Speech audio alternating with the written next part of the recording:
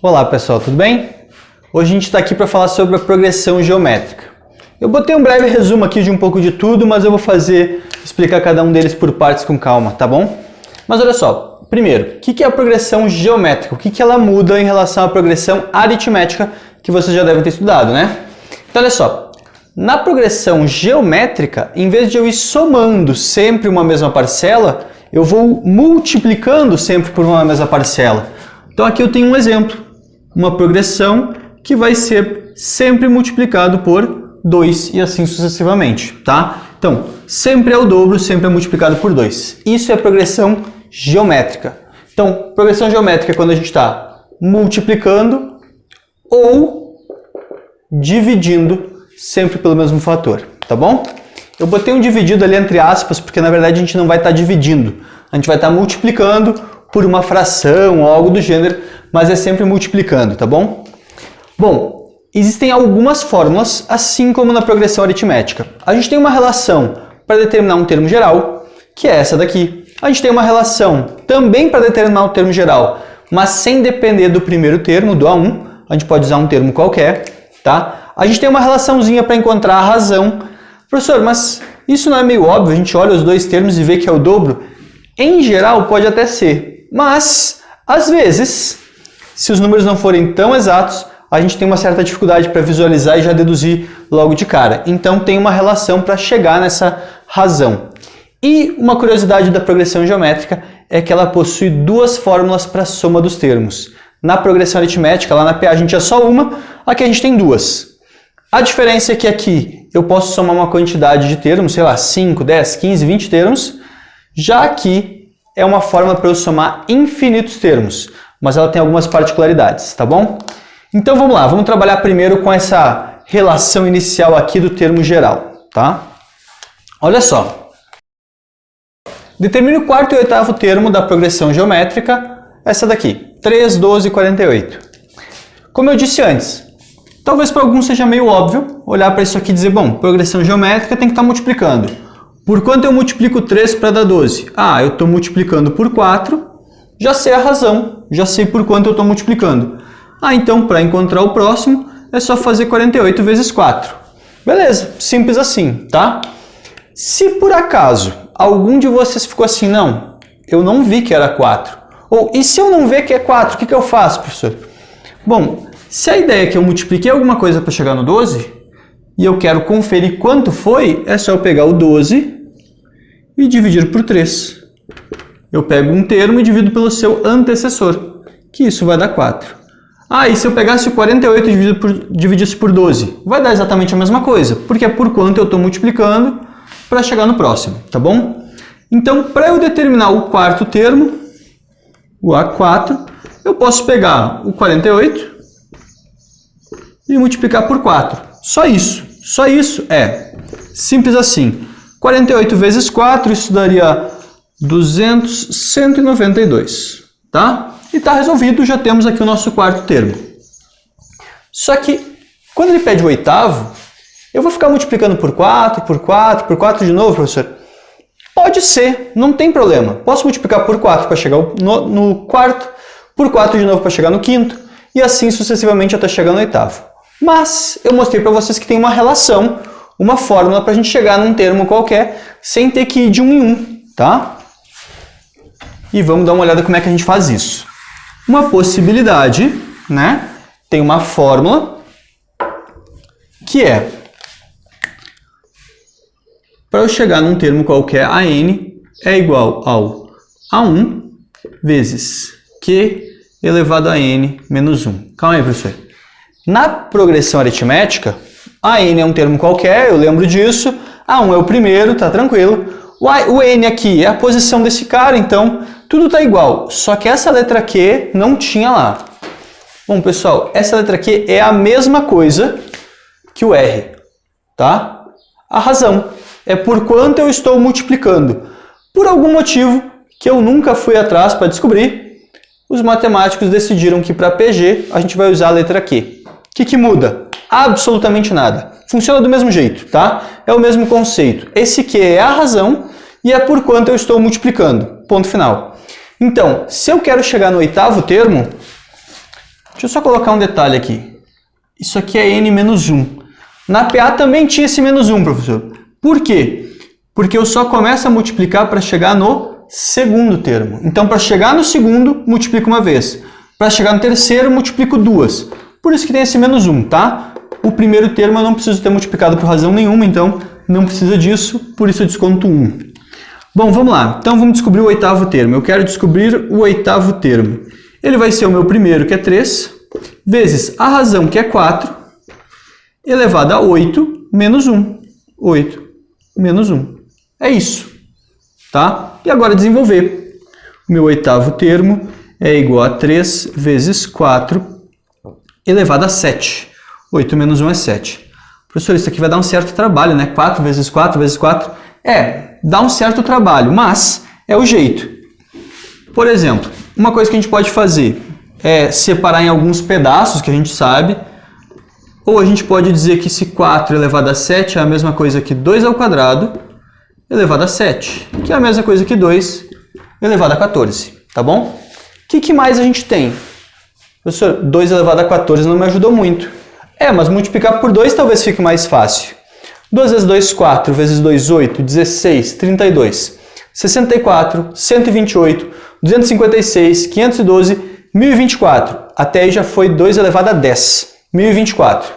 2048, 4096, 8100 e já me perdi. 4096, falta multiplicar por 2 e por 2 de novo. Vezes 2, 8.192, que vezes 2 dá 16.384, tá?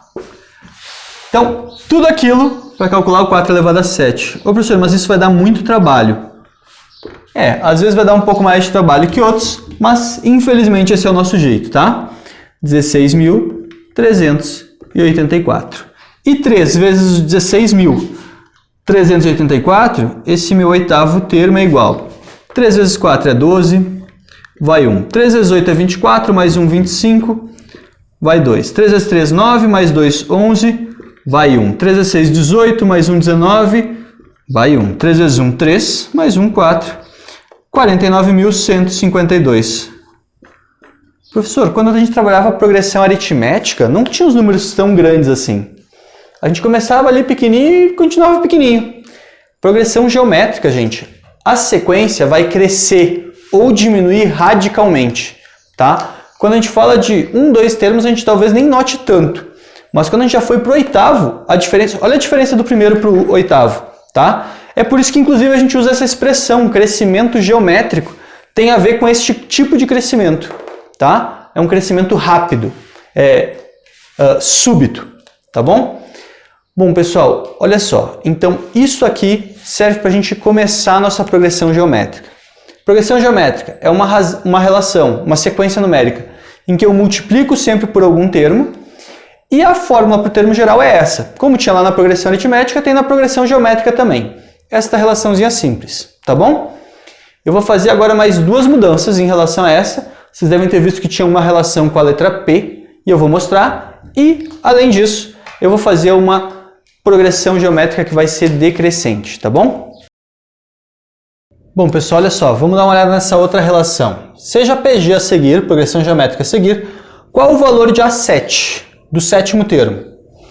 Bom, eu tenho a sequência, eu tenho a progressão geométrica aqui, mas eu não tenho o primeiro termo, não tenho dois termos na sequência para poder determinar a razão, o que dá uma certa complicada, tá? Eu tenho dois termos perdidos. O terceiro, eu tenho o A3 e eu tenho o A6.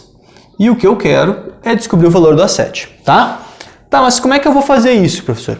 Eu mostrei para vocês, ali no começo, que tem uma outra relação para o termo geral, que é parecida com a geral. A n é igual ao A1 vezes a razão elevado a n menos 1, certo? O que eu tenho de mudança para isso? Para eu não ter que depender do meu primeiro termo para resolver nada, tá? Para não ter que depender dele para mais nada, eu troco esse A1 por um termo qualquer. Então, se nessa questão eu tenho o terceiro, eu posso usar o A3. Ah não, tem uma questão que eu tenho o A6, eu posso usar o A6 aqui. Ah, eu tenho o 20º termo, vou usar o A20 e assim por diante, tá? Mas, além disso, o que vai mudar é a quantidade de razões que eu vou multiplicar. Como eu estou partindo já de um meio do caminho, não estou mais partindo do primeiro termo, estou partindo talvez do terceiro, do quarto, do quinto, do que for, então eu tenho que descontar essa posição que eu estou, tá? Porque eu vou multiplicar por essa razão as vezes que eu precisar. Por exemplo, para eu chegar do terceiro até o sexto, eu tive que multiplicar 1, 2, 3 vezes. Então esta razão vai ter que estar elevada a 3, porque eu vou multiplicar por ela, 3 vezes, tá bom? Essa aqui é a ideia. Então esta é a nova fórmula. Como eu vou usar esta fórmula com essas questões? Como eu tenho o terceiro e o sexto, eu vou usar aqui terceiro e sexto, exatamente esses, porque é o que me favorece, tá? Não é uma necessidade colocar o maior termo aqui, tá? Eu posso colocar na ordem que eu quiser. Tem gente que pensa, não, tem que ser o A6 aqui e o A3 aqui. Tem nada a ver, eu posso usar do jeito que eu quiser, ok? Por exemplo, aqui inclusive eu vou colocar o A3, é igual, no lugar desse aqui eu vou botar o A6, vezes a razão. Professor, mas eu não sei a razão. Não tem problema, a gente vai deixar assim mesmo.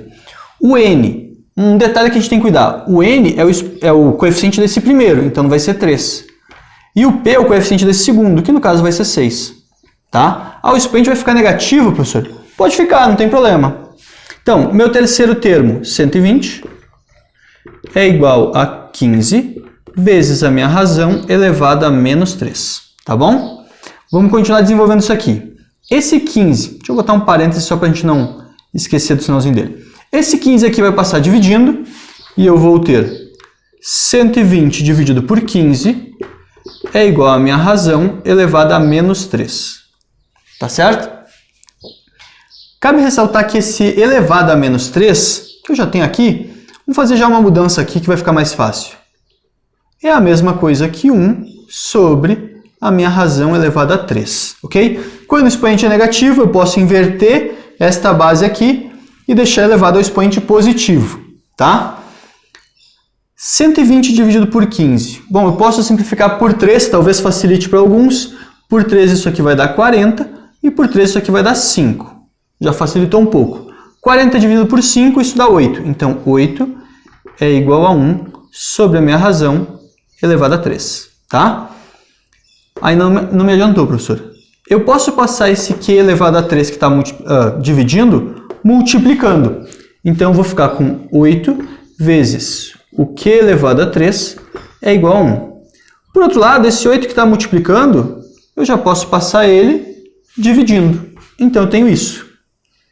Por fim, esta potência vai virar raiz, que é igual a raiz cúbica de 1/8, tá? Lembra que esse expoente tem a ver com a raiz que tem lá.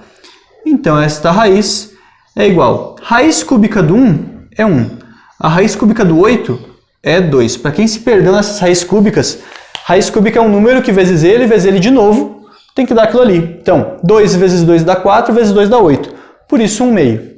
Eu acabei de encontrar a razão aqui. E agora que eu tenho a razão, que é 1/2, como é que eu posso descobrir o sétimo termo? Simples. É só eu pegar o 15 e multiplicar por 1/2. Tá certo? Professor, multiplicar um número por uma fração. Isso dá para fazer? Claro que dá. Assim, ó. 15 vezes 1/2. Multiplica o de cima com o de cima, que dá 15. E multiplica o de baixo com o de baixo. Que de baixo, professor? Aqui tem 1. 1 vezes 2, 2. Então, meu sétimo termo, ele nada mais é do que 15 meios. Ok? Se, por acaso, for uma questão com alternativas e tudo mais, pode aparecer na forma fracionária ou pode ser na forma decimal, 15 dividido por 2, que dá 7,5. Como é que é o melhor? Tanto faz, tá bom?